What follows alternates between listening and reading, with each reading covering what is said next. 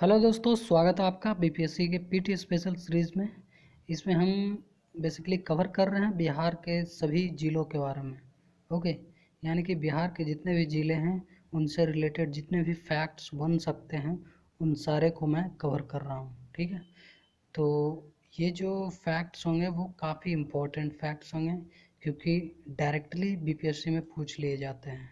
ठीक है, तो आप कह सकते हैं बिहार रिलेटेड जीके को मैं कवर कर रहा हूँ। ओके, तो चलिए स्टार्ट करते हैं। इसके पहले हमने 2 लेक्चर किए हैं, इनफैक्ट 3 लेक्चर हमारे हैं।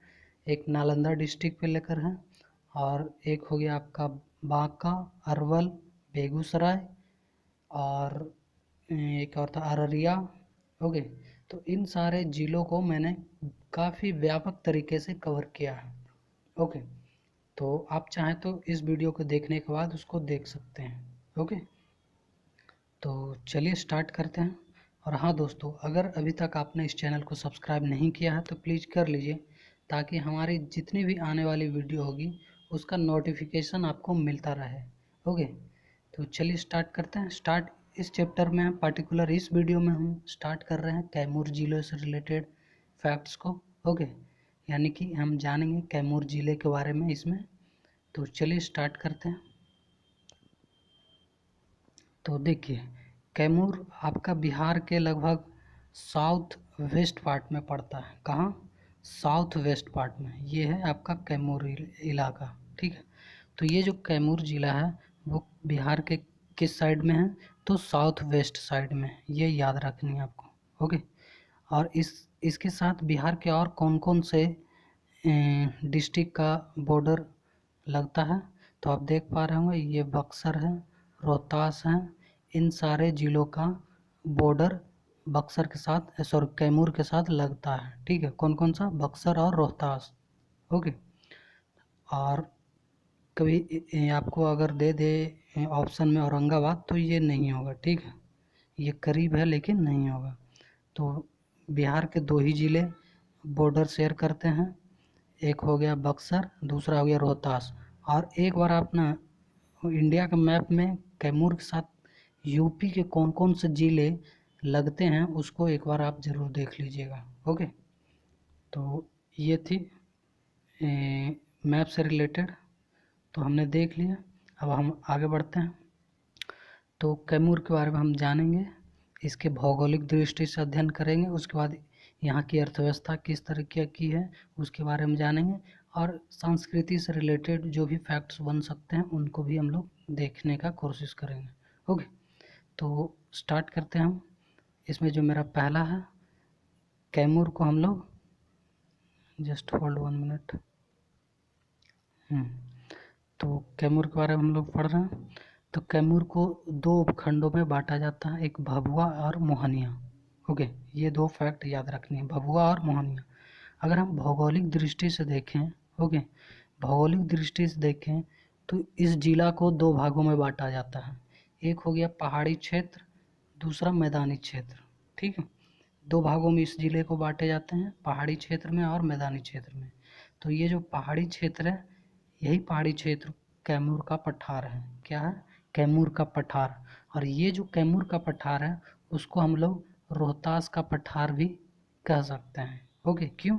क्योंकि अगर मान लीजिए यहाँ कैमूर है तो इसके बगल में ही तो रोहतास था, अभी तो आपको दिखा है। ठीक है, तो कुछ कुछ पार्ट रोहतास का भी आ जाता है, तो कैमूर का पठार कह ले या फिर ये कह लें हम लोग रोहतास का पठार, दोनों एक ही बात होगी, मतलब एज ए भौगोलिक दृष्टि से। ठीक है, तो ये बात होगी। तो कैमूर का पठार जो है वो विंध्या श्रेणी, ओके सॉरी, कैमूर का पठार विंध्या श्रेणी का ही विस्तार है। ओके, किसका विस्तार है? विंध्या श्रेणी का। तो यहाँ पे कंफ्यूजन ना हो तो थोड़ा डिटेल में हम जाएंगे। ओके, तो जैसा कि आप देख पा रहे होंगे, ये मान लिए भारत का मैप है। ठीक, और यहाँ पे मान लेते हैं कि बिहार है। ठीक, कुछ इस तरह से। और ये वाला जो रेंज है, ठीक है, यहाँ पे ये आपका हो जाता है विंध्या रेंज। ठीक है, तो इसी का विस्तार ना थोड़ा इधर चला जाता है, यानी कि बिहार की ओर। तो इसीलिए हम कहते हैं ये जो है विंध्या श्रेणी का क्या है, विस्तार है। यहाँ पे आपका कैमूर का पठार है, ठीक है। तो ये याद रखनी है आपको, इससे क्वेश्चन हमेशा पूछे जाते हैं और काफ़ी इम्पोर्टेंट है। ओके, तो ये बातें हो गई। नेक्स्ट हम बढ़ते हैं, हमने पहाड़ी क्षेत्र को देख लिया, ठीक है। अब हम आगे बढ़ते हैं मैदानी क्षेत्र की ओर।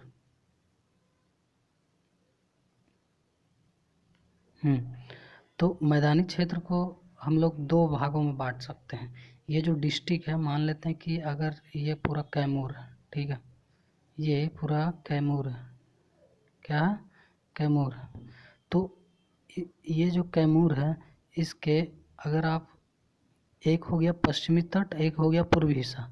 तो इसका जो पश्चिमी हिस्सा है इस साइड, ठीक है, और पूर्वी हिस्सा, इन दोनों में मैदानी क्षेत्र है, ठीक। और यहाँ पे काफ़ी सारी नदियाँ यहाँ से गुजरती है और बहती है। तो हम देख लेते हैं कौन कौन सी नदियाँ मैदानी क्षेत्र में बहती हैं। तो आप देख पा रहे होंगे।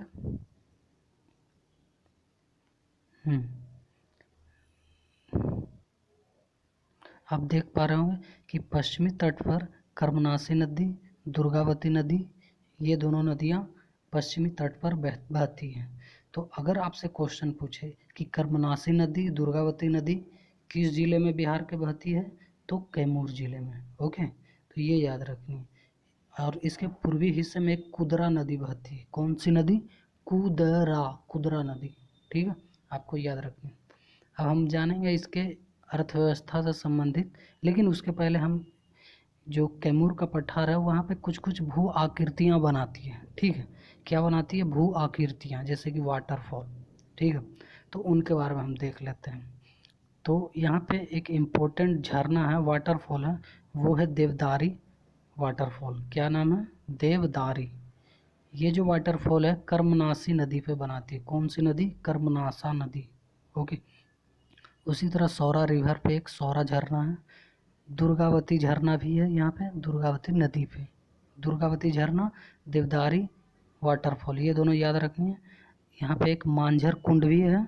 कौन सा कुंड, मांझर कुंड। यहाँ पे भी एक तरह से समझ लिया वाटरफॉल ही है।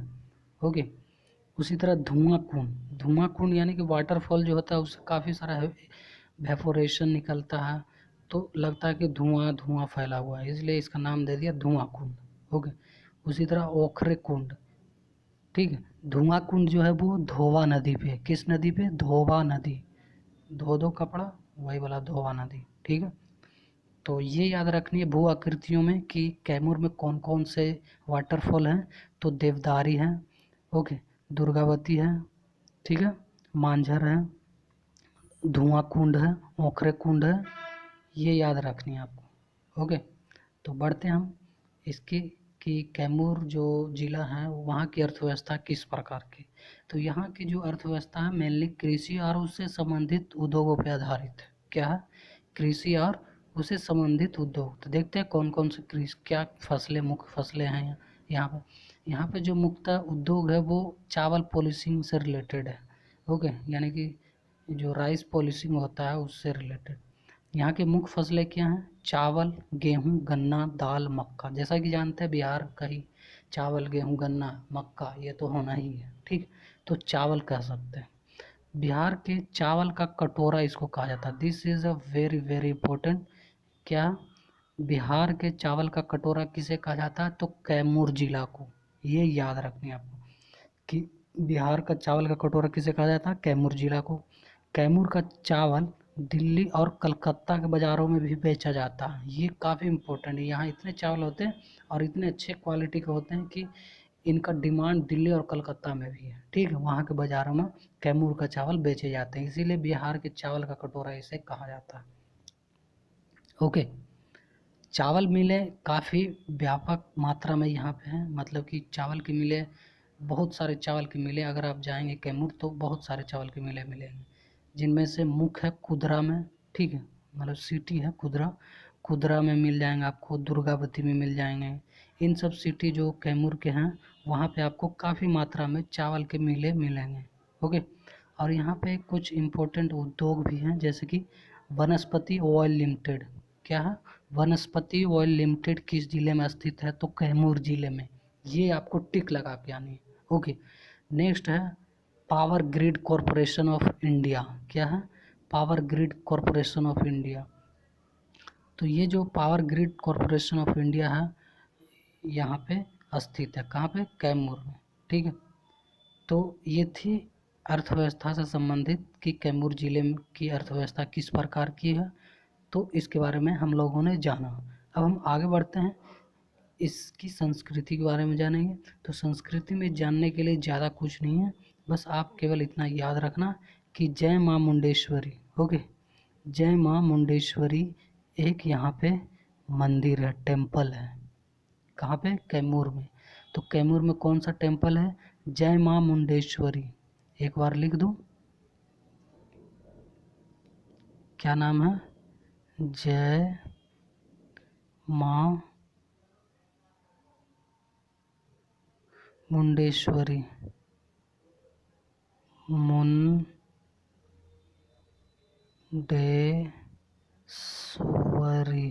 ठीक है। तो ये आप याद रखना है, ठीक है। यहाँ पे कौन से मंदिर है? तो जय माँ मुंडेश्वरी। ओके, तो ये थी कुछ इम्पोर्टेंट आपके लिए, जो कि आपके एग्ज़ाम के लिए काफ़ी ज़्यादा इम्पोर्टेंट होंगे। और आई होप कि आपको ये लेक्चर पसंद आए होंगे।